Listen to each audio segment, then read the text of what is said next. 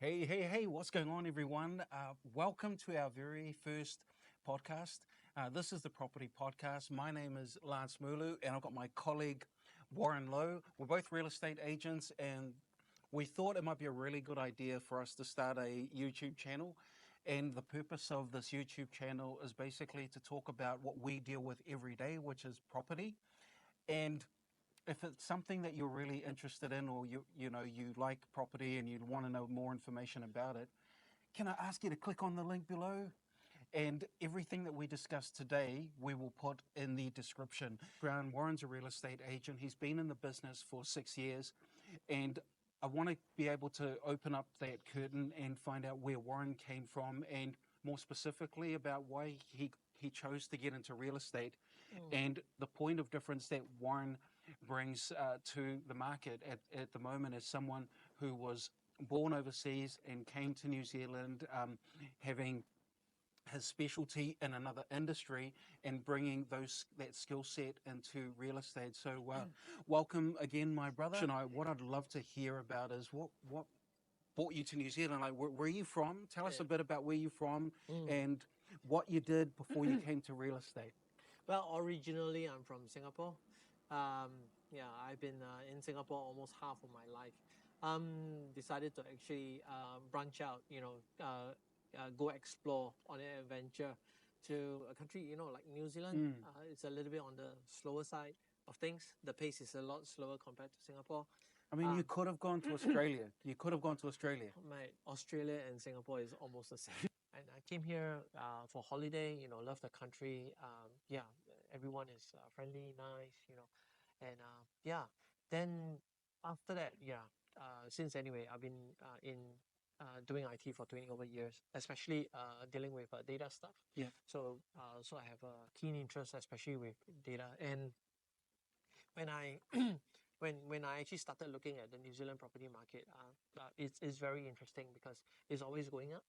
And the thing is, based on what I actually see, and there's a lot of variables that will actually affect the property market. So that and with my background, that basically gives me a unfair advantage. So that's what that you decided. So is that why you decided to get into real estate? Well, getting into real estate actually helps me because it's only me and my wife that's in New Zealand. Okay. So getting into real estate actually helps me to actually meet people more, connect with people more, and to basically help them. Is to actually help them from help them from moving from this chapter to the next chapter. Yeah. So I mean, I like to meet people. I like to actually understand them. I need to talk to them as well. Yeah, but real estate is it's fun. So, and with that said, so what sort of benefit have you found about using data and bringing that over to the real estate? How's that helped your business? Well, the thing is, I just got to say this, and I'll just tell everyone, facts and figures don't lie. Yep. And based on the property and based on the historical property and the trends and things like that. And when I actually analyze on it, I have the insights. And when I actually present it to my clients and things like that, it basically helps them to actually make a better informed decision. Okay. Yeah, so then they can actually know that, okay, this is with all this kind of information, it's a good time to go to the market or not a good time to be going on to the market. So bringing that up, in the current market at the moment, we're recording this in late August as we prepare for the spring season. What would you say is where the market is at the moment? Is this a good time to buy or sell? Well, buying and selling in the same market is always buying and selling in a down market is actually a very good decision in my honest opinion, because your buying price will not change. So yes, your interest rate may fluctuate up and down.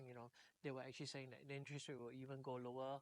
But when the interest rate goes down, like in 2021, property prices just went up. So when is a good time to be buying? Because you don't want to be buying in an up market. Yeah. You want to be actually buying in a down market. Yeah. Because that will actually have an advantage for you. You see?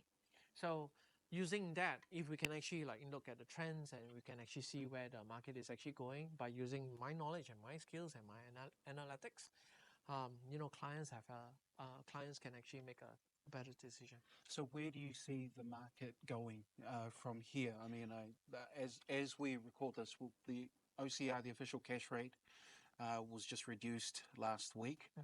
where can you see that in the coming future?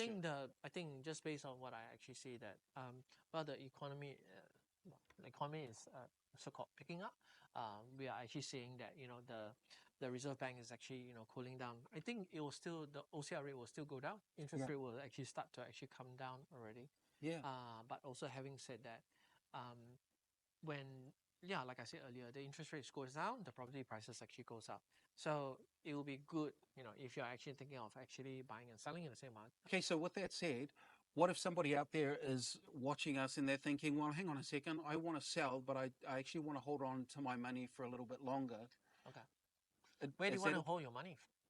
Well, somebody might want to be just saving, and they might be planning on say, hey, let's hold it and buy maybe in about 3 to 6 months. Yeah, well, the property market is, I mean, in my honest opinion, savings can never get you as much as how much a property can actually gain, especially with the property market in New Zealand. I'll be actually, if I'm selling, I'll be actually upgrading into a better area, into a better location.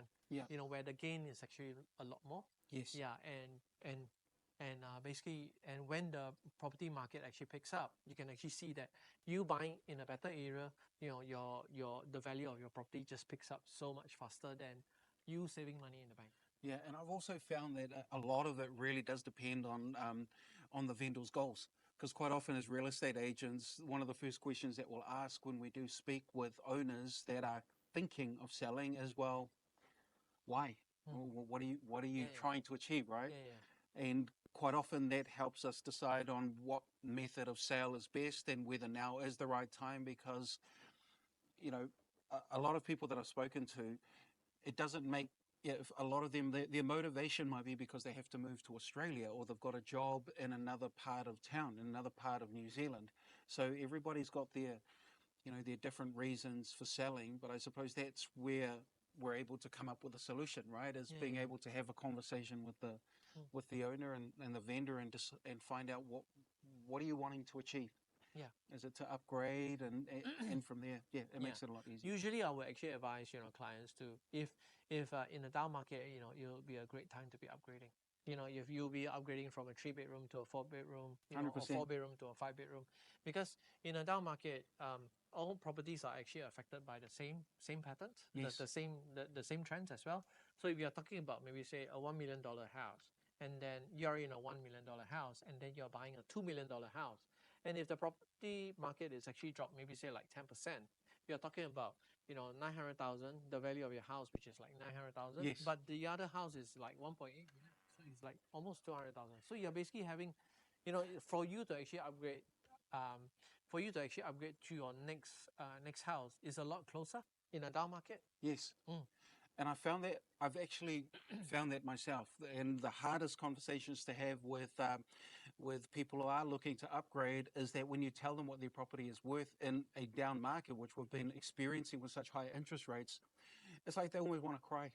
When they can see, oh my gosh, is that all my house is worth? Because back in 2021, when interest rates were 2%, my house was worth this much, and now we're going back to the market and it's like worth down to here. So it's almost like tears are coming when people see what their house might sell for today. But you make a really good point that as long as you're buying into that same market, that upgrade that you're looking for, let's say it might be at this level, just remember that property was at this level a couple of years ago. So it's affected everybody. So absolutely, it makes sense that if you're going to sell right now in a down market, just know that the property that you're moving into, that property is going to be the lowest it's ever going to go, because as interest rates go low, as we've already spoken about, that property that you're thinking of buying will continue to rise, and as Warren says, it'll rise probably twice as fast as your property will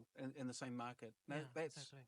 That makes absolute sense. So and not only that, just to actually also add on a couple of insights for our dear listeners or viewers, because no one, just based on a property, just based on my perspective, my view from a data point of view. So no one actually expected COVID hit. No one expected that the interest rate will actually go down and then property prices just went up. So if you actually backdate from maybe say like 10 years ago, you can see that the trend of the property market is still going up. It's still going up.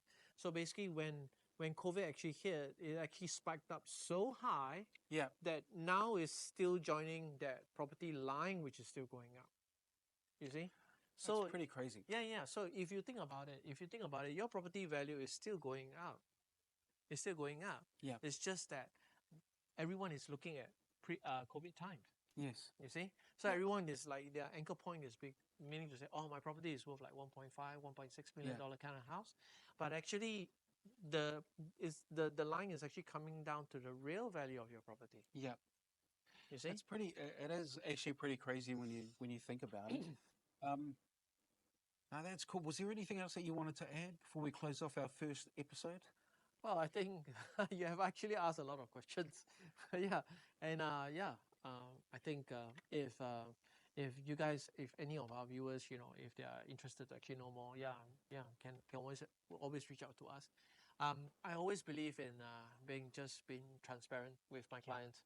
Just be straight up and just tell them the truth, the honest truth.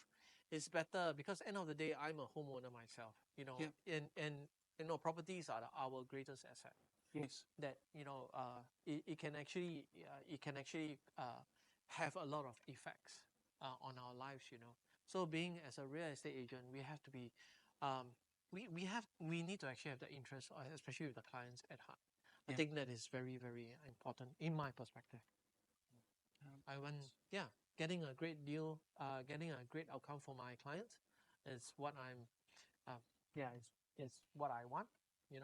Because end of the day, we can talk all day, all night, but if we don't actually have a great outcome for our clients, we are not good agents. And I think that's a really good way to close out the first episode. Our first podcast episode. Thanks for joining us. If you've got any questions, feel free to comment below. Can I ask you again to subscribe? This is our the first of many. And if there's any questions that you've got, feel free to comment below and we'll aim to answer each of those comments. Subscribe, do all of that wonderful stuff, and we'll see you again on the next episode. Goodbye for now. Bye, everyone.